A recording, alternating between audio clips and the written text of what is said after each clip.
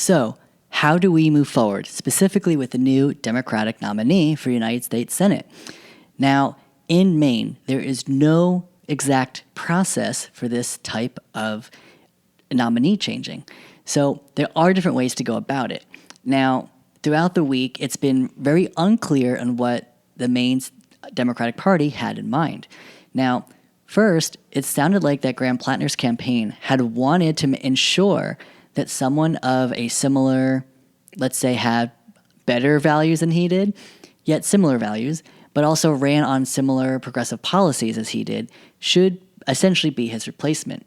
Now, I personally think that Troy Jackson would make an honorable and wonderful selection, considering he's been endorsed by Bernie Sanders, he's running on a very similar platform, and he came in third in Maine's race for governor, or Democratic primary for governor, just a month earlier.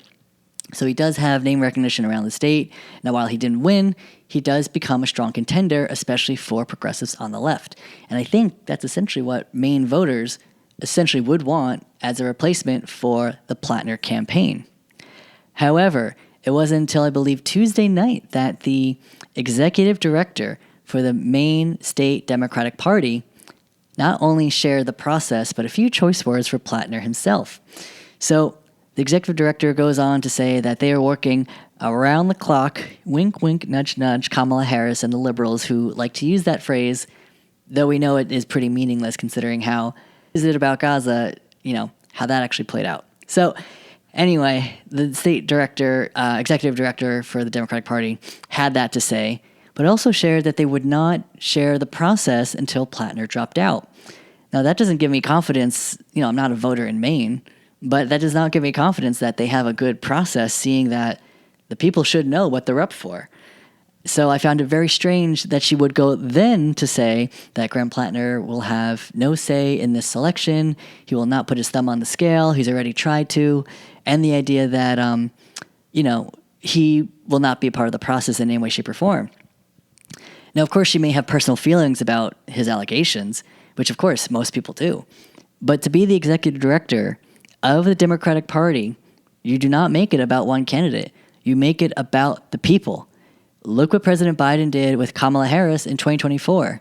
They had a closed-door meeting where essentially all of their Biden loyalists that were delegates that were only voted in back in the spring of 2024 then went on to say that, Harris is the nominee, and that was that. Whereas, there was no open primary, there was no debate, there was no convention. So here we are again. Have we truly learned from our past mistakes? Well, the executive director of Maine did not share the process, but it doesn't give me confidence that they are going to move forward in a better direction. And what we've also found was that only until just last night, on Wednesday, it was reported that the process would be closed. Yes, so finally they had shared, after Graham Platner had suspended his campaign on Wednesday, July 8th, it became very clear that Graham Platner would not be, putting his thumb on the scale, and it would also become clear that his campaign, does represent the most number of voters in Democrats in Maine's history. So to completely dismiss him, that's one thing, but to dismiss his voters, that's a whole entirely different ballgame. And the Democratic establishment, whether it's the national DNC or the Democratic Party in Maine, seem to have not learned that lesson. So here we are, where now the Maine Democratic Party worked with the DSCC, the Democratic Senatorial Campaign Committee. And the DSCC is the campaign apparatus controlled by Kirsten Gillibrand, who is the junior senator in the state of New York, who is friends with Chuck Schumer. Now, I make these connections because if Chuck Schumer picked Janet Mills and recruited her for this race to begin with, where she eventually suspended her campaign because people were not supporting it or donating to her campaign, and then his partner, Kirsten Gillibrand, who's my senator for New York, unfortunately runs the DSCC, you know for a fact that they do not support progressives or leftists or people like Graham Platner. Kirsten Gillibrand called Mayor Mamdani a global jihadist, and she did not apologize for those comments. Went on public radio to denounce him, causing more Islamophobia to the Democratic nominee at the time for the nation's largest city. You can just see the writing is on the wall. This is not going to bode well for Democrats or progressives. The whole idea that the DSCC created this process with the Maine Democratic Party, I have no faith in this process, because here's the thing. They had shared that this will be a 600-person meeting, recruiting delegates, quote-unquote delegates, who are supposed to be leaders from local counties. These representatives will be proportional to the size of the county. A larger county, more delegates. Smaller county, fewer delegates. They will all be sent, 500 of them, to this convention in Maine, and then from there will be 100 state party representatives. Now, in New York, I'm familiar with the New York State Democratic Committee, so we have the same thing in Maine, where the Maine State Democratic Party, they have their state committee, and those 100-person committee will now have the sway to essentially, vote on who the next nominee will be. So you get 500 delegates, 100 members from the state committee. Together, we'll all have to go in a room that's closed, not closed from the public, and we'll then have to debate and determine which candidate gets replaced. Now, another reason why I don't like this process is because it does not include voters. People who actually chose Graham Platner, people still voted for Janet Mills in the primary, right? But even those voters, none of them will have a say in this essential convention. So unfortunately, we know that when the establishment does this, when Maine Democrats do this, it's not for the people. It's so they can select their preferred candidate. Time and time again, we see this with so many Democratic parties. Even here in Queens, I can tell you firsthand that our local Queens County Democratic Party is so corrupt and they are so opaque, not transparent at all, where we're supposed to have county committee meetings once every 2 years. But even so, the ideal goal would have county committee meetings where, about 2,000 Democrats would all meet together to talk about the party's direction, vision, things to run on, campaign strategy. We could do that.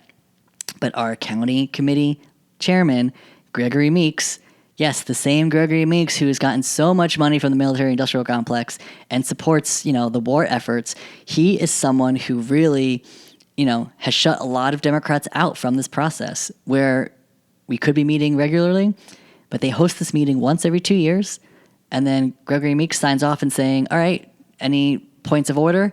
They always have someone say, no more business, and then they adjourn the meeting after 5 minutes. So you get 5 minutes of time with your elected officials for the Queens County Democratic Committee, 5 minutes once every 2 years. That's all we get. So even on a local level, I can tell you firsthand, some of us even protested that the first year I was a part of it. And we had to yell at them and basically say, this is not okay. We need to do better.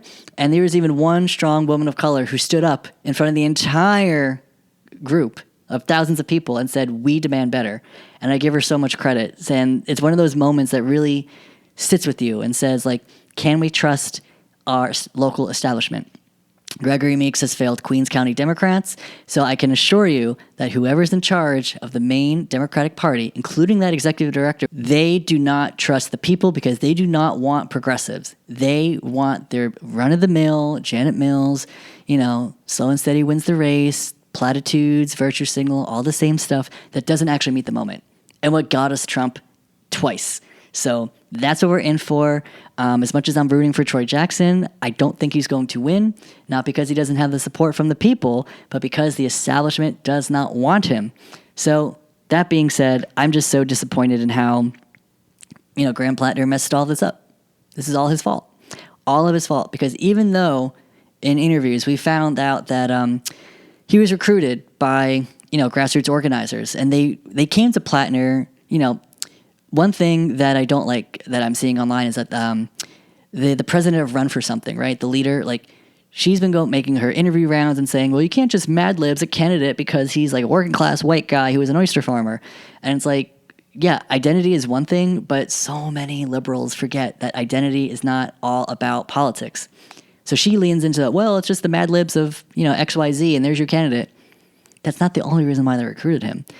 To be fair, Graham Platner did organize, I believe with his union, or at least local groups, to really demand better working conditions. So the idea that Graham Platner, was an organizer, to his own credit, right? That was part of the reason why they found him. And if you recall, in the original interaction, he told them to F off. He didn't want to run for office. So that being said, that should have been the first signal where he knew this was his history. He knew rough around the edges. And, being convinced to run for office and they said, we'll take care of the rest. And hey, while he made the wrong decision to run, at least when we knew of his history, let's say, as a candidate, right? He ran on being an oyster farmer. He ran on progressive policy, economic populism. To his credit, those are great things I support and believe in. And I truly believe the next candidate for United States Senator of Maine should run on those and fight for those and have the values to back that up. But now we know that our dreams are lost. We won't have that. Graham Platner dropped the ball horribly. His movement won't live on, not just because of him, but because now the Maine Democratic Party will stop it, thwart it, and crush it in this chance moving forward. So I don't trust the Maine Democratic Party. I don't trust that they'll pick a good candidate. I don't trust that they'll even listen to voters who should really be determining the next candidate for the United States Senate to represent the state of Maine. If you like what you heard and want to learn more, then make sure to subscribe to Not Suitable for Democracy on Apple Podcasts, Spotify, and YouTube.